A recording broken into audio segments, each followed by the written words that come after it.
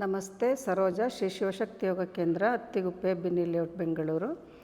ಅಧೋಮುಖ ಶ್ವಾನಾಸನದಲ್ಲಿ ಕೈಗಳು ಕಾಲುಗಳೆಲ್ಲ ಸ್ಟ್ರೆಚ್ ಮಾಡ್ತಾರೆ. ಈಗ ಏಕಪಾದ ಅಧೋಮುಖ ಶ್ವಾನಾಸನ ಮನುಷ್ಯ ಅವ್ರು ಮಾಡ್ತಾರೆ. ಇದು ಸ್ಟ್ರೆಚಿಂಗ್ ಆಸನ. ನೀವು ರೋಪ್ಸಲ್ಲಿ ಗೋಡೆ ಹತ್ರ ಕಾಲು ಕೊಟ್ಟೆಲ್ಲ ಮಾಡಿದ್ದೀರಾ. ಇದು ಡಾಗ್ ಪೋಸ್. ಇದು ಬ್ಲಡ್ ಸರ್ಕ್ಯುಲೇಷನ್ ಚೆನ್ನಾಗಾಗುತ್ತೆ. ಈ ಕೈ ಬೆಳೆಲ್ಲ ಚೆನ್ನಾಗಿ ಸ್ಪ್ರೆಡ್ ಮಾಡಿರಬೇಕು. ಹಸ್ತಗಳನ್ನು ಒತ್ತಬೇಕು. ಈಗ ನಿಧಾನ ಒಂದು ಕಾಲು ಮೇಲಕ್ಕೆ ತೊಗೊಳ್ಳಿ. ತಗೊಳ್ಬೇಕಾದ್ರೆ ಕೈಗಳ ಕಡೆ ಗಮನ ಇರಬೇಕು. ಯಾಕಂದರೆ ಸಡನ್ನಾಗಿ ಕಾಲು ಲಿಫ್ಟ್ ಮಾಡಿದಾಗ ಏನಾಗುತ್ತೆ, ಒಂದು ಕಡೆ ಕೈ ಮೇಲೆ ವೆಯ್ಟ್ ಬರುತ್ತೆ. ಬಲಗಾಲು ಲಿಫ್ಟ್ ಮಾಡಿದಾಗ ಎಡಗಡೆಗೆ ವೆಯ್ಟ್ ಬರುತ್ತೆ. ಅದ್ರ ಕಡೆ ಗಮನ ಇರಬೇಕು. ಇದು ಮಾಡುವಾಗ ಹುಷಾರಾಗಿ ಮಾಡಬೇಕು. ಇಲ್ಲಾಂದರೆ ಮಸಲ್ಸ್ ಟೇರ್ ಆದಂಗೆ ಆಗೋದು, ವೆಯ್ಟ್ ಜಾಸ್ತಿ ಬರೋದು ಒಂದು ಕೈ ಮೇಲೆ ಆಗುತ್ತೆ. ನಿಧಾನ ಕಾಲು ಕೆಳಗಿಳಿಸಿ.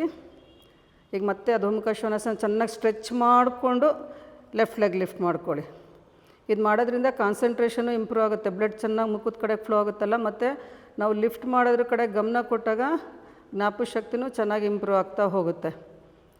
ಇದು ಸ್ಟ್ರೆಚಿಂಗ್ ಆಸನ ತುಂಬ ಚೆನ್ನಾಗಿ, ಅಂದರೆ ಕರೆಕ್ಟಾಗಿ ಮಾಡಿದಾಗ, ಸರಿಯಾದ ಕ್ರಮದಲ್ಲಿ ಮಾಡಿದಾಗ ಇದ್ರದ್ದು ಬೆನಿಫಿಟ್ ಜಾಸ್ತಿ ಇರುತ್ತೆ. ಲಂಬರ್ ಹಿಂದಕ್ಕೆ ಸ್ಟ್ರೆಚ್ ಮಾಡಿದಾಗ.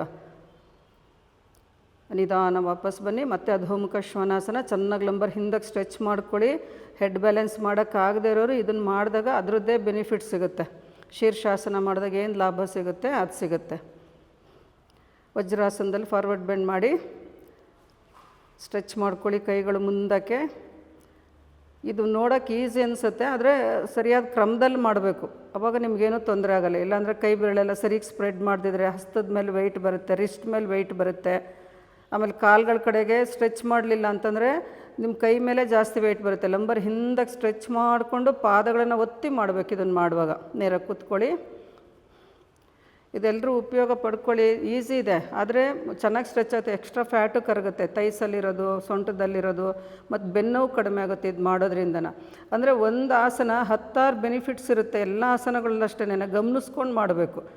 ಜೊತೆಗೆ ಬ್ರೀದಿಂಗ್ ಗಮನಿಸ್ತಾ ಇರಬೇಕು. ಇದೆಲ್ಲರೂ ಉಪಯೋಗ ಪಡ್ಕೊಳ್ಳಿ. ಬೇರೆಯವ್ರಿಗೂ ಶೇರ್ ಮಾಡಿ. ನಂದು ಯೂಟ್ಯೂಬ್ ಚಾನಲ್ದು ಸಬ್ಸ್ಕ್ರೈಬ್ ಮಾಡ್ಕೊಳ್ಳಿ. ತುಂಬ ಜನ ಸೊಂಟ ನೋವು, ಬೆನ್ನು ನೋವು, ಮಂಡಿ ನೋವಿಗೆಲ್ಲ ಕೇಳ್ತಾ ಇರ್ತೀರ. ಹೊಟ್ಟೆ ಕರಗಿಸೋದು ಕೇಳಿದ್ದೀರಾ. ಎಲ್ಲದಕ್ಕೂ ಇದೆ. ಅದು ನಿಧಾನಕ್ಕೆ ಸರ್ಚ್ ಮಾಡಿ ಅದ್ರ ಉಪಯೋಗ ಪಡ್ಕೊಳ್ಳಿ. ಎಲ್ರಿಗೂ ಶೇರ್ ಮಾಡಿ. ಎಲ್ರಿಗೂ ಆರೋಗ್ಯ ಸಿಗಲಿ. ನಮಸ್ತೆ.